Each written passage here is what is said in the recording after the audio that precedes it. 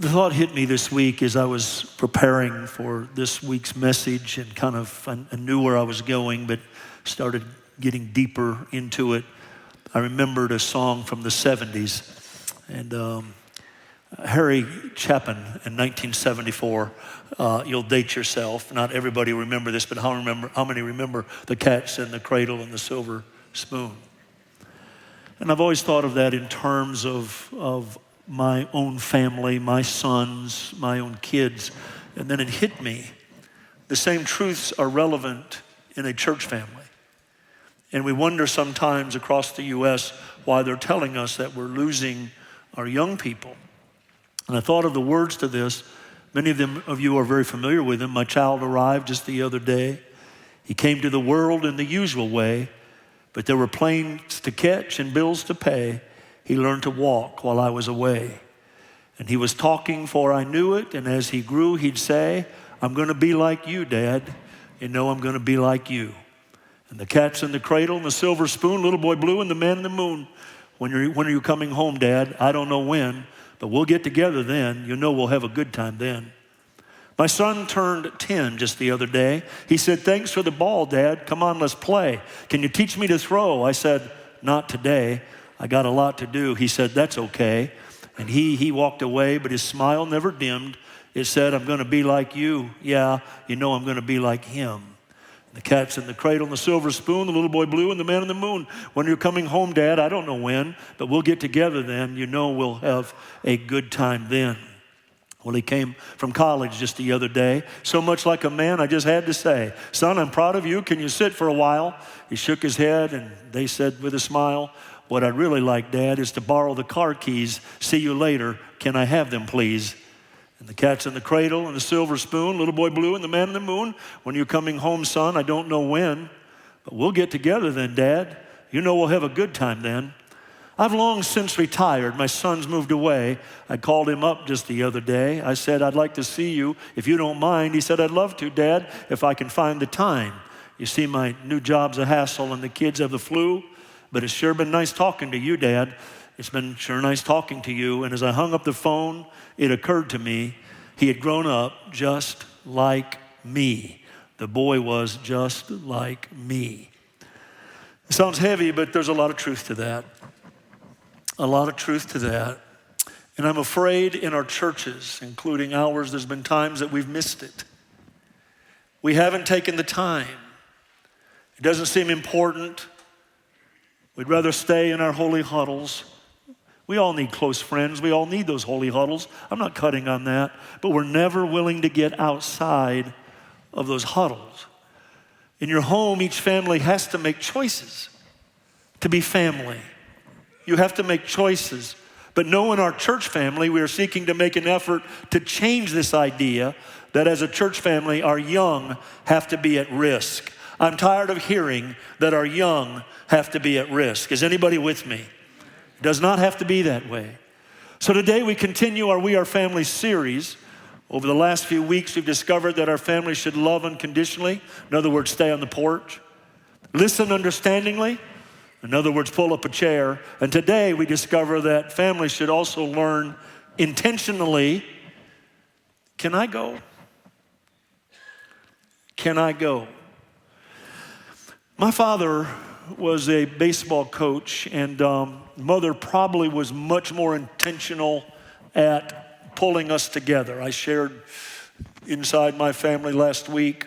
My dad was, like most of us men, busy, career, meetings, very busy. But I remember as a child, he would make room for me when he would go. I was too young to play yet. He was president of the Little League Association, and he was good about letting me go. If I wanted to go, can I go? But I was always told you got to sit and be still and watch. I suppose that baseball and athletics got in my blood at a very early age because Dad would take me to games and take me to meetings, and ball was a big part of his life in our county. I remember asking, and at times I was told no, and I remember being disappointed. Can I go? Can I go?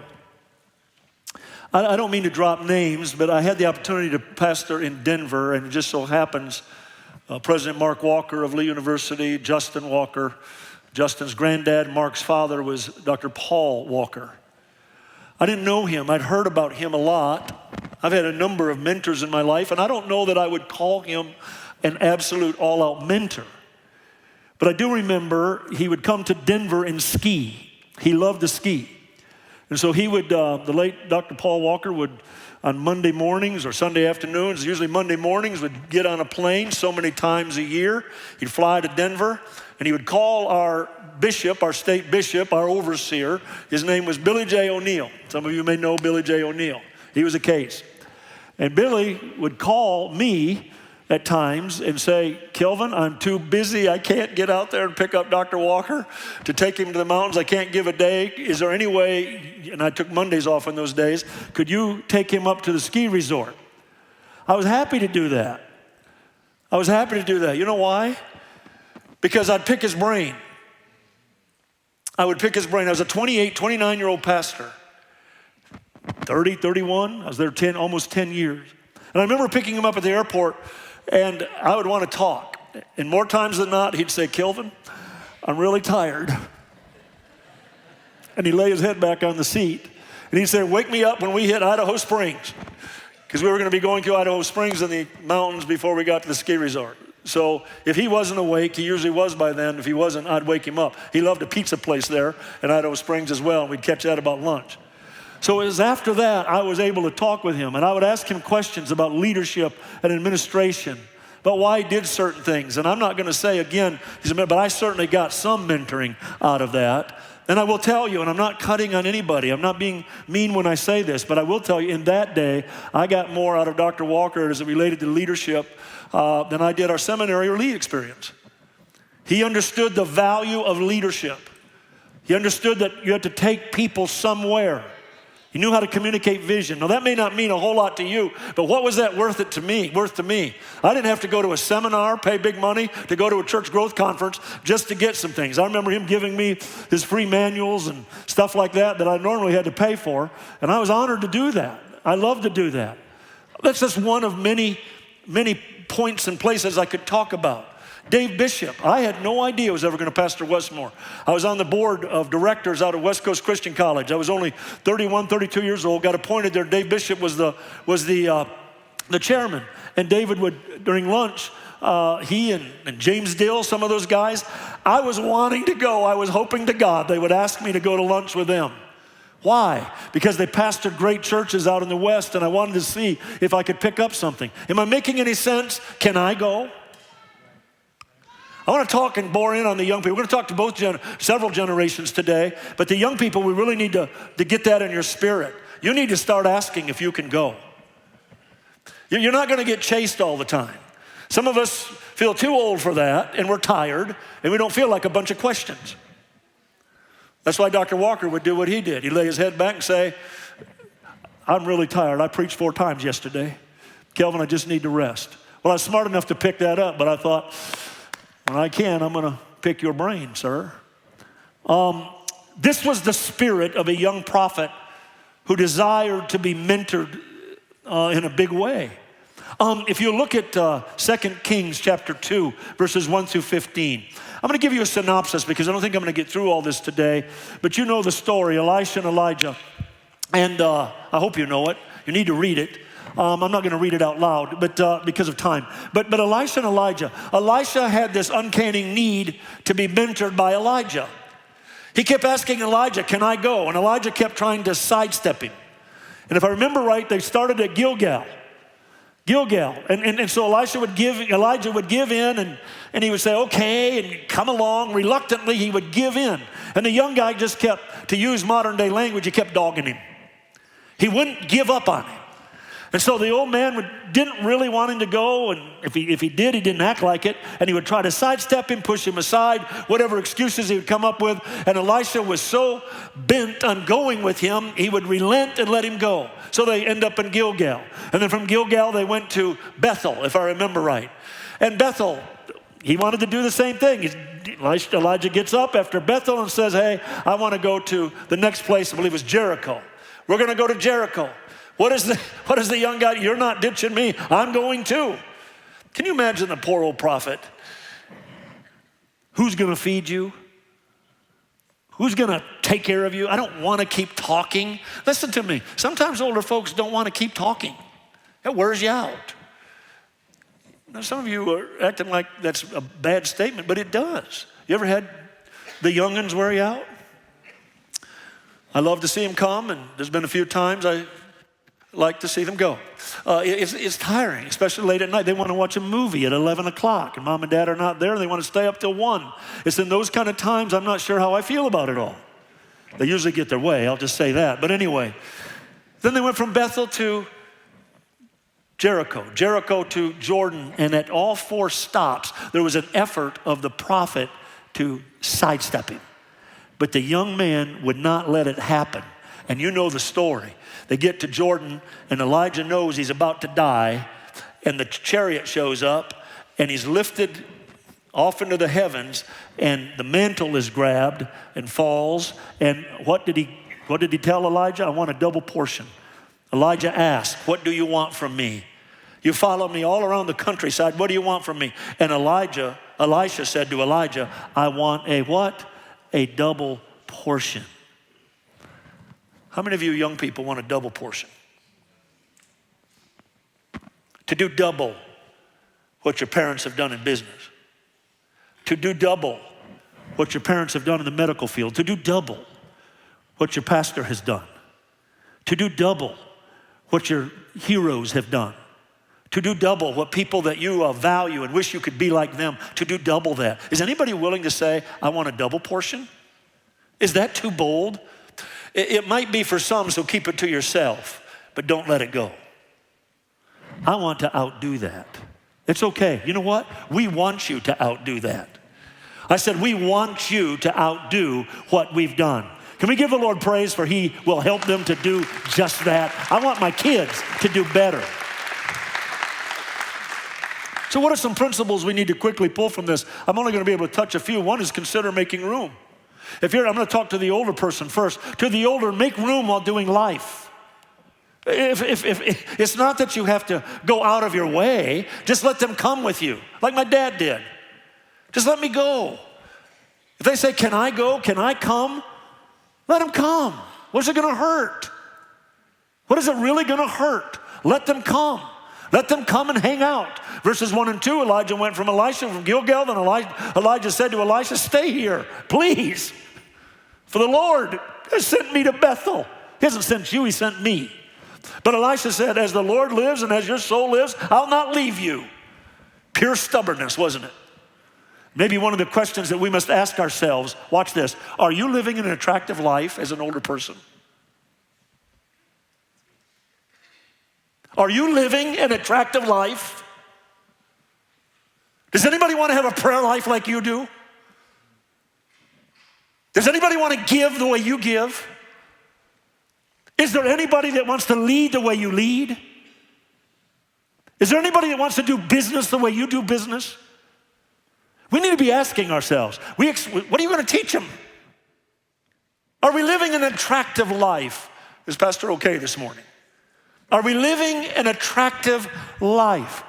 And this thought hit me this week out of nowhere. I thought, oh God, help me to live an attractive life before my kids and my grandkids and my great-grandkids, if I'm allowed to live that long, or the kids in the church. I want to live an attractive life where somebody might say, I want to have that intuition. I want to have that ability. I want to pick up on that. How do you do it? Can I go?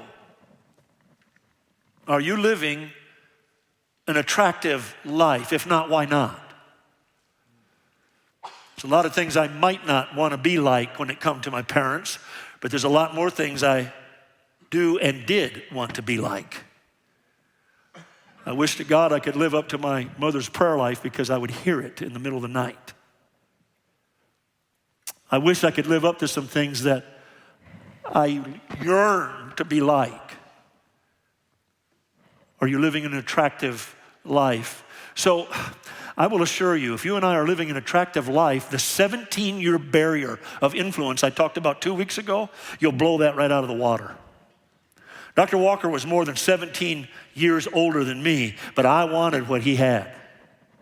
I wasn't saying I was going to ever pastor in Mount Perrin in Atlanta, Georgia. I knew that church was incredible, amazing. 6th largest church in the United States of America at one time. Take the denominational titles off it. It was the 6th largest church in the U.S. It was a mega church. It was the first mega church that broke through with the movement we're a part of called the Church of God. And I knew there was something he was doing. He had a great pulpit, but had to be more than that. And there was something going for him. I wanted a little bit. What could I get? What could I glean from him? Am I making any sense? That 17-year journey will get blown, the difference will get blown out of the water. You can reach back further than 17 years if your life is attractive. And you can reach forward more than 17 years if you're doing some things right and you've got things going in your way. So interestingly enough, Elijah comes up with a leadership development plan. Perhaps, I'm going to call it a plan, perhaps a discipleship plan that wasn't just academic. There's nothing wrong with academics. But mentoring is more than manuals, lectures, books, and videos. Somebody needs to hear this. You're missing it. If you think that's all that mentoring is, and I'm going to go get a degree and get all the mentoring I need, thank God for the degree. I'm thankful for what I got from seminary. So thankful. I would do it all over again. But I am telling you, there's a lot more to it than that. There's some people coaching and leading that haven't been there. They haven't lived it. That's why the scripture creates sons and daughters, models. Let the hearts of the fathers turn to the sons. Let the hearts of the mothers turn to the daughters. Then, I value academics. That's a piece of it, but that's not the whole picture. It doesn't matter how many pieces of paper you have on the wall. It doesn't mean that you'll be able to lead anybody out of a wet paper bag. Am I okay? I'll call the elephant out in the room. We have to know what we're doing. How are you getting? What are you going to do to get what you need? I'm going to tell you, it doesn't work outside of an anointed relationship where somebody that's been there and they're willing to let you journey with them. You say, I never had that. Listen, it's never too late. Reach out for it. Go after it. And God is able to give you a double portion. Can we give the Lord big praise for that today? He's a worthy God. He's worthy of our praise. I know somebody's going to leave here and say, oh, Pastor, he's a kind of anti. No, you're crazy if you get to that point. But I will say, it takes more than that. Relationships are meaningful. Make a plan. The plan. What's the plan? Gilgal. What is the importance of Gilgal in the Bible? The meaning of the name Gilgal is rolling. Gilgal was a place of memorial. Gilgal is significant in the Bible as serving as a place of memorial for the Israelites to remind them of what God has done. And if I had time, I'd walk you through all the stories and things that happened at Gilgal, what memorial, what great victories were won at Gilgal, and be reminded that when you are wandering around and walking through rolling hills of Gilgal, know that there was a crossing in Gilgal, and you have crossed over and now have the promise of a promised land. You're not there yet. Life is going to be a journey, but you have a promise. And this is the thing you must get in your mentorship. Gilgal was a significant place in that it reminded the Israelites of their heritage, served as a place of worship, and it was visited by kings and prophets. It was a place that coaches faith. Faith that says he is. God has showed up in the past. He's been faithful to the nation of Israel. He wanted the young prophet Elisha to be reminded that God has been faithful to his people and he'll be faithful to the end. It's also a place of hope and trust. Faith says, I've crossed over. Hope that says there's a promised land that's coming. And trust that says, while I'm walking these rolling hills, God has a plan. Did you get that? Faith that says, I've crossed over because he is. Hope says that there's a promised land coming. I live with that hope today. Does anybody know there is a big promised land that's coming to all of us? And trust says that while I'm walking through these rolling hills, God has a plan for my life, whether it's hell or high water, no matter what comes my way, God has been faithful. Can we give the big praise to the Lord that he's been faithful to us? Listen, this is foundational. If you don't get this right, you're not going anywhere in your mentorship. Because you're going to hit some times that you don't know what in the world is going to happen. Boy, I've been there. I've been there walking those rolling hills, literally. I've been there wondering what in the world is going to happen. And then I have to be reminded, God was faithful to me back at the Kinzer Church of God. He was faithful to me back in the sticks up in Upper Michigan. God's been faithful to me at the next place and at the next place. And you know what? The same God that was faithful back there will be faithful today. And if he was faithful back there and he's faithful today, he'll be faithful to me tomorrow. What I need to do is just keep walking through my Gilgal and know that God is going to, and I'll praise him before I even see the results because I know he's got me. That's Gilgal. Get the Gilgal story down. Go read on your own time all the things that happened at Gilgal. Bethel. So the old prophet gets up and says, I'm going on to Bethel. What does Elisha say? Elijah says to Elisha, stay here, come on. I don't have the money to support you. He didn't say that, but I'll have to worry about you. You know what, maybe you had arthritis, I don't know. You get a little arthritis in the knees, you don't feel like standing there and talking to somebody 2 hours. I'm just telling you. It hurts. So you put on a smile and you keep talking. This is an old man. This is Elijah. I don't know all of his reasons. But he's tired. So he tries to sidestep the young guy. But what does old, determined Elisha say? Well, as the Lord lives and as your soul lives, I will not leave you. Don't matter what you say, I'm coming. So Elijah relents and they go down to Bethel. And what do those sons of the prophets come out and they drop a wet blanket all over the young prophet and they say, you know he's going to die. And what does the young guy say? I don't want to hear that. I still got time with him. I don't want to hear that. Perhaps they're jealous. We don't know. We can read into it. But what is the significance of Bethel in the Bible? Only Jerusalem is mentioned more frequently than Bethel in the Old Testament. The Hebrew name Bethel means house of God and refers to both the city and the site of major sanctuary that was established there for the northern kingdom of Israel. It was a place of worship. I want to tell you, and I wish I had time to unpack all this. Maybe I'll come back to it next week. We'll see. But it was the house of God, and in the house of God that you better remember is there. The house of God is still important today.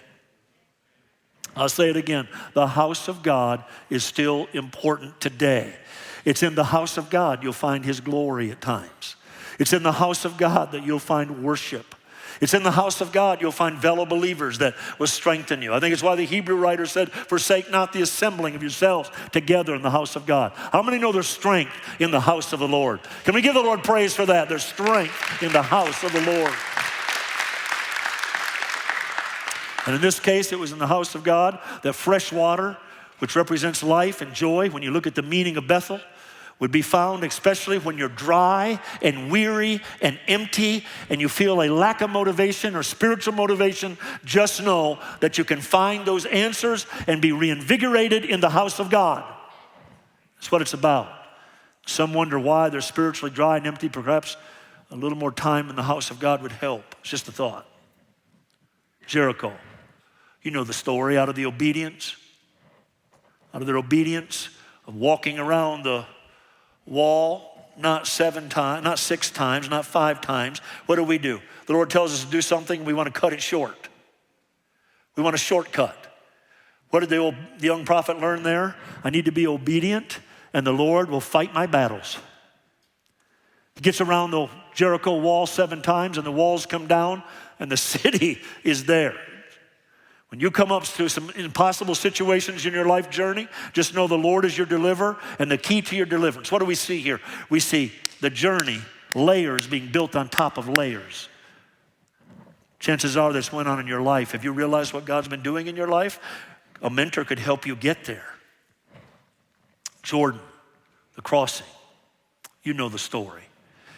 Here's what I want to leave you with, and I'm going to come back to this next week because there's too much here. I want to unpack it. A lot more that needs to be said. Young people, let me just talk with you in closing. You need to find a mentor and you need to chase them. You've been sitting around thinking that it's the old guy's responsibility to hunt you down. You're sadly mistaken. That's not even a biblical pattern. If you're young, it's up to you to get after it. I don't have time to chase down every person that comes into my office and tells me they're called to preach. You need to hang out with an elder. I've had this happen through the years. I've been in it long enough to know sometimes people get enamored with the stage. They see the movement. They see somebody get saved. They get enamored with that. But they don't see me sitting in the chair at night. No music. Wondering how we're going to pay for it. They don't see me when it's perceived that I've made a mistake, or somebody's climbed my case about something that I really feel they've misunderstood. They misunderstood our heart. You don't see that unless you're taking the journey. My mom would talk about her father-in-law, my grandfather Page, who was a church planner, and she talked about times when she would get up and have to use the restroom, and my granddad would be, they had kerosene lamps in those days. It was an old house, and my granddad would be trying to pray quiet where he wouldn't wake anybody up. He'd be down in the living room on his knees, praying. You know, today it's all about the picture. It's all about the best picture I can put out there and get it out on social media. It's all about building my image. If I can just get in that pulpit. Good luck. I think there's a cry for authenticity. There's missing gaps in all of this. It's not just ministry, it's across the board. If I can just get an edge, that's all man stuff. But I'm telling you, there is a double portion anointing that can come upon a life and that nobody can stop. And they may come at you and try to stop it and fight you, misrepresent you, and make accusations about you. But there's a double portion anointing that God has, and God will take care of the end results.